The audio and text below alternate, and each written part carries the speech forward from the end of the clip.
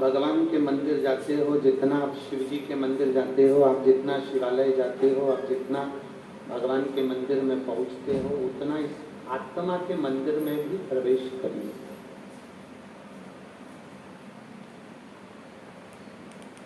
उतना आत्मा के मंदिर में भी जाने का प्रयास करिए।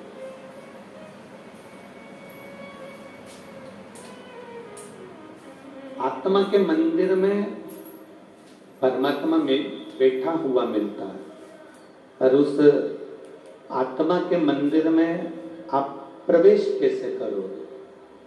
शिव महापुराण की कथा कहती है, किसी भूखे को भोजन कराकर, किसी प्यासे को पानी पिलाकर, जिसको औषधि की जरूरत हो उसको औषधि देकर,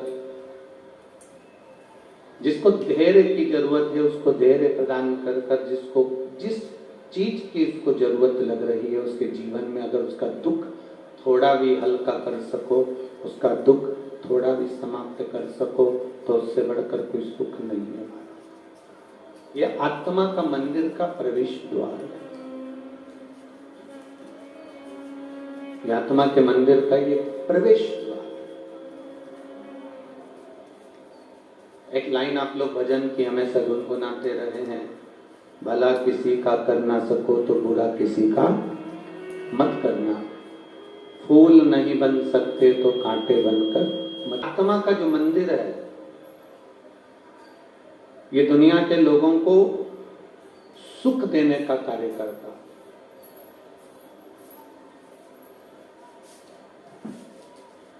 आप जब निकलते हो, आप जब जाते हो, गाड़ी में बैठकर जा रहे होते हो, कोई मांगने वाला आपके पीछे पड़ गया, कोई मांगने वाला आपके यहाँ आ गया, कोई मांगने वाला आपके पीछे पड़ गया।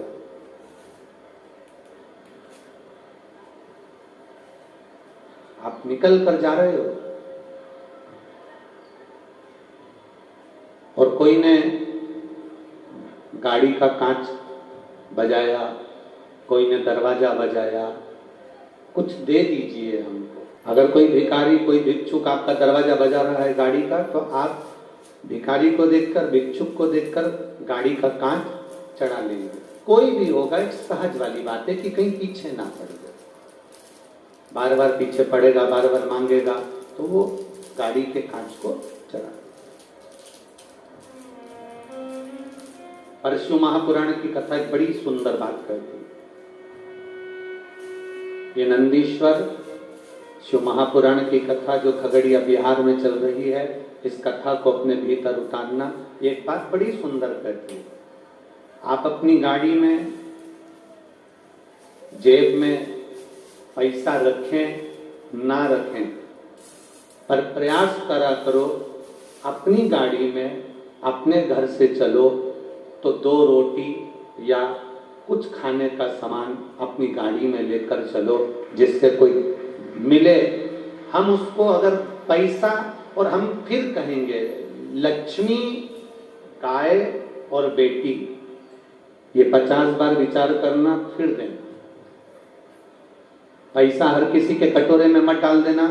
कोई भिखारी तुम्हारे पास से पैसा लेकर गया और उसने व्यसन में डूब गया, मदिरा पान में लगा दिया, मांसाहार में लगा दिया, जुए में लगा दिया, वेश्यावृत्ति में लगा दिया, गलत जगह पर लगा दिया, तो जो पैसा दिया है दुख उसको भोगना पड़ता है। गौ माता का दान करने की रहने की जगह नहीं है, तो वो उस गाय को दूध के चक्कर में थोड़े दिन रखे, बाद में उसको दूसरी जगह बेच दे, फिर तीसरी जगह बेच दे, फिर चौथी जगह बेच दे। बिकते बिकते वो गाय कसाई के हाथ में चली जाएगी, और गाय कटेगी तो दान करने वाले को रोना पड़ता है। बेटी देने से पहले 50 बार विचार करो, किसी ऐसे लड़के के साथ में अपनी बेटी का विवाह मत कर देना जो तुम्हारी बेटी का आदर ना करे, सम्मान ना करे, उसको 2 रोटी प्रेम से खिलाना करे। गाय, बेटी और लक्ष्मी, ये 3 बड़े सावधानी से देना। अपनी गाड़ी में आप भिखारी को देने के लिए पैसे ना रखें, कोई बात नहीं। अपनी गाड़ी में कोई खाने का सामान, कोई बिस्कुट का पुड़ा, कोई सामग्री, कोई 2 रोटी, कोई 1 रोटी अपनी गाड़ी में जरूर रखो, कोई दरवाजा बजाएगा तो उसको मैं ये 2 रोटी निकाल कर दे दूंगा, जिससे उसके उदर की पूर्ति होगी। अन्न दान से बड़ा दुनिया में कोई दान नहीं है। आपने अगर किसी भूखे को भोजन कराया है, किसी प्यासे को पानी पिलाया है, किसी को एक अन्न का दाना भी अगर आपने दिया है, तो उसके बराबर कोई दुनिया का दान नहीं।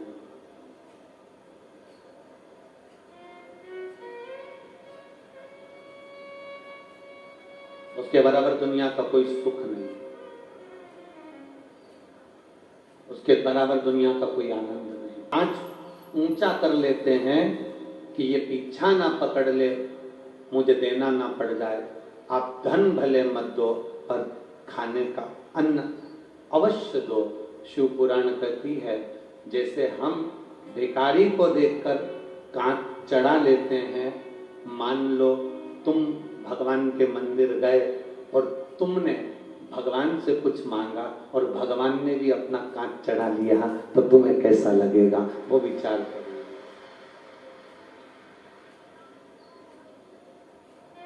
हम ये नहीं कहते कि तुम तुम्हारा सर्वस्व लुटा दो या तुम्हारा पूरा धन तुम लुटा दो या दान कर दो, उससे मतलब नहीं। हम तो स्पष्ट आपसे कहना चाहेंगे कि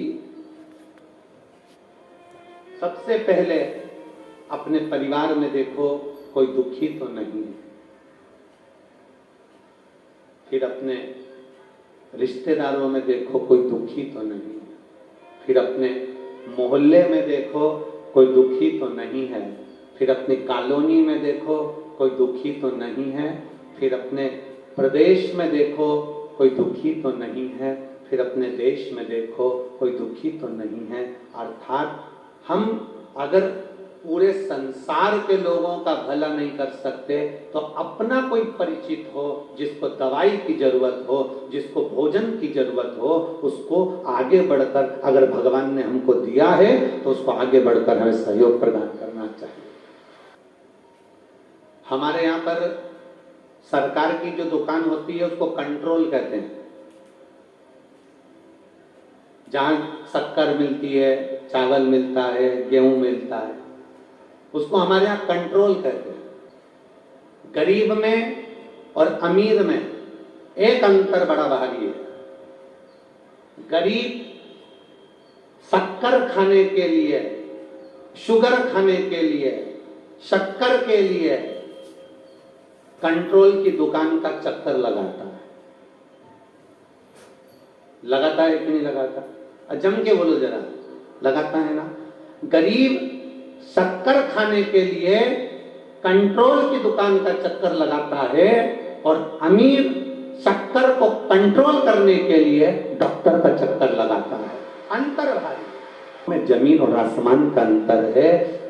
भगवान से प्रार्थना करना, हम कंट्रोल का चक्कर लगाने चल जाएगा, पर डॉक्टर का चक्कर मत लगवाना, ऐसी कृपा हमारे ऊपर कर रखना। हम कंट्रोल का चक्कर लगाएं चलेगा, पर बार बार दौड़कर हमें डॉक्टर के पास जाना पड़ रहा है, बार बार दौड़कर हमें कितनी कितनी शरीर में बीमारियां बढ़ती चली जा रही है। पहले कैंसर जैसा रोग गांव में, नगर में, शहर में 1-2 लोगों को होता था। आज के जमाने में कैंसर जैसा रोग जिसको देखो मोहल्ले में 2-4 को हो जाता है। बड़ा दिल दुखता है, बड़ा हृदय दुखता है। ये लीवर, ये किडनी, ये डैमेज होती थी, खराब होती थी, कुछ इक्का दुक्का लोगों की हो जाती थी, पर आज के समय में जिसको देखो हर 4-8 घर छोड़ के किसी ना किसी को दुख है। उसका कारण क्या है? अपने दुख का निवारण कैसे कर सकते हो? अपने दुख को कैसे समाप्त कर सकते हो? हमारा केवल इतना सा निवेदन है, अपने दुख का निवारण करने का सबसे सुंदर तरीका है पत्नी से कहना 2 रोटी ज्यादा बनाना। क्यों? मेरी गाड़ी में रख देना, पेपर में लपेट कर। मैं चौराहे से निकलता हूँ, लोग दरवाजा बजाते हैं मेरी गाड़ी का, मैं उनको ये 2 रोटी दे दूंगा। मैं वहां से निकलूंगा तो मैं इनको ये दे दूंगा। मैं कोई बच्चे भूखे मिलेंगे तो मैं उनको दे दूंगा।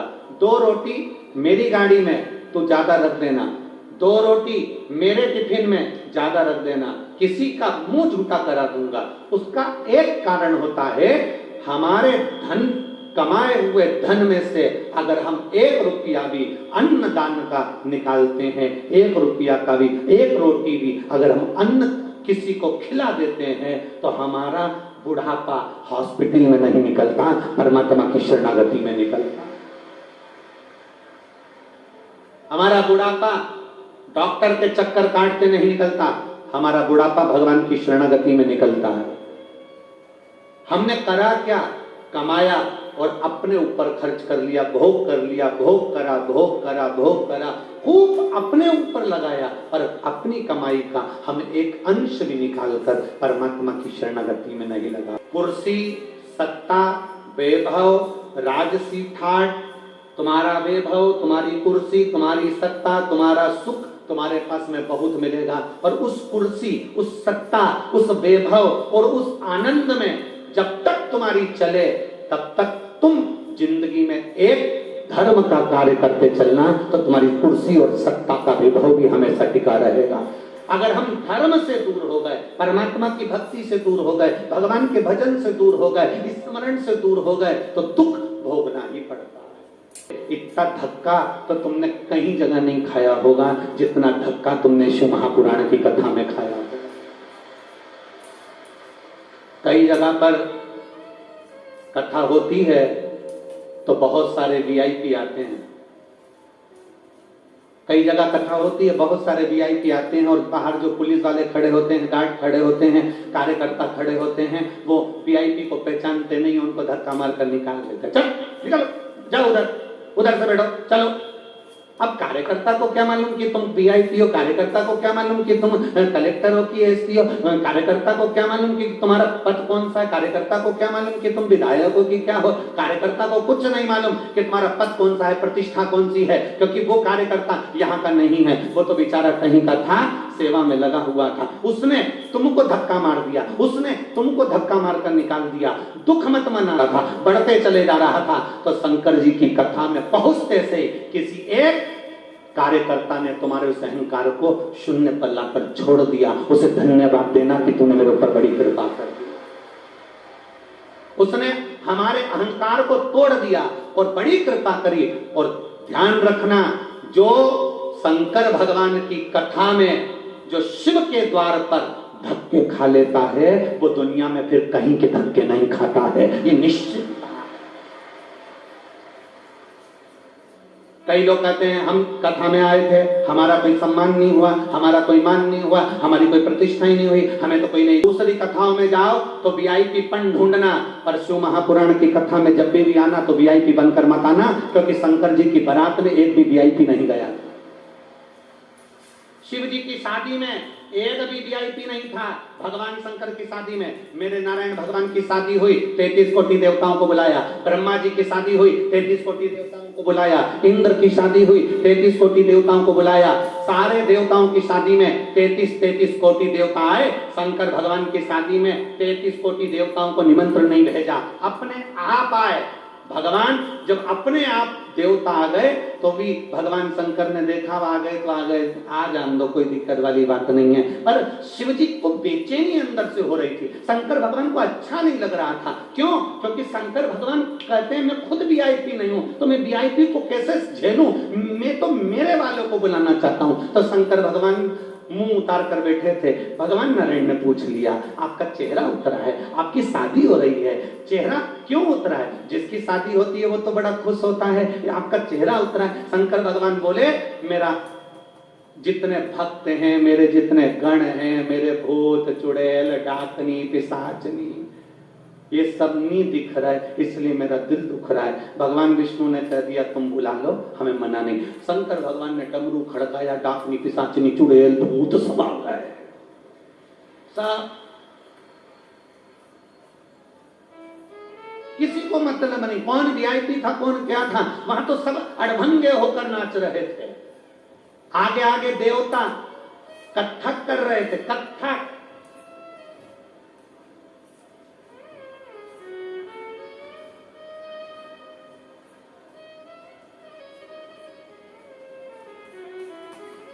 देवताओं का नृत्य कत्थक, नैनों को मटकाते हुए, हाथों को मटकाते हुए, पांवों को मटकाते हुए, देवता कत्थक कर रहे थे, अप्सराएं कत्थक कर रही थी, और सारे जितने गंधर्व अप्सराएं देवता सब गंधर्व सब कत्थक कर रहे हैं, नृत्य कर रहे हैं। इतने में एक शंकर भगवान के गण ने कत्थक करने वाले को देख लिया, और कत्थक करने वाले को देखा तो शंकर भगवान के गण ने अपने गणों से कहा कि अपने को तो नाचना भी नहीं आता, ये तो कितनी जोरदार नाच रही है, ऐसी ऐसी कर रही। तो इतने में गण शंकर भगवान के पास गया और शिव जी से पूछा, हमें नाचना नहीं आता, हम क्या करें? शंकर भगवान बोले, वो जैसे हाथ फेंक रही है ऐसे तुम अपने शरीर के जितने अंग सब फेंकना चालू करो, नाच हो जाएगा। बस देवता कत्थक नाच रहे थे, कोई भांगड़ा नाच रहा था, कोई गरबा कर रहा था, भूत चुड़ैल जो नाच रहे थे वो ब्रह्मा जी के भी संकट में नहीं पड़ा, उनकी भी बुद्धि में नहीं आया, आखिर इस डांस का मैं नाम क्या दूं, इस डांस का मैं नाम क्या दूं? भगवान विष्णु ने ब्रह्मा जी से पूछा, ये देवता नाच रहा है, कोई कत्थक कर रहा, कोई गरबा कर रहा, कोई भांगड़ा कर रहा, कोई कत्थक कर रहा है, ये भूत चुड़ैल जो नाच रहे हैं, इनके नाचने का कोई नाम है क्या? इतने में ब्रह्मा जी ने कहा, जो समझ में नहीं आए उसी का नाम मैंने कलयुग में डिस्को कह दिया है।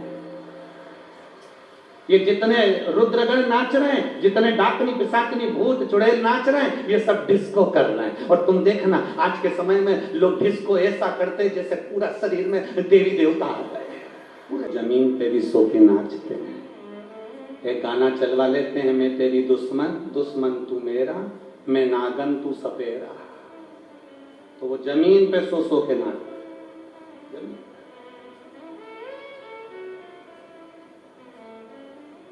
अब ईमानदारी से बोलो, ये जो नाचने का तरीका है डिस्को में, ऐसा लगता है जैसे लकवा लग गया, ऐसा लगता है जैसे लकवा। तो कोई ये जो डिस्को का तरीका आया, तो ये किसी दूसरे ने नहीं दिया, ये मेरे महादेव के गणों ने दिया कि हमें नहीं आता इसलिए हमने ये नाच दिया। शिव को पसंद आ गया ना, बस बहुत, शंकर को प्रिय लग गया, बस।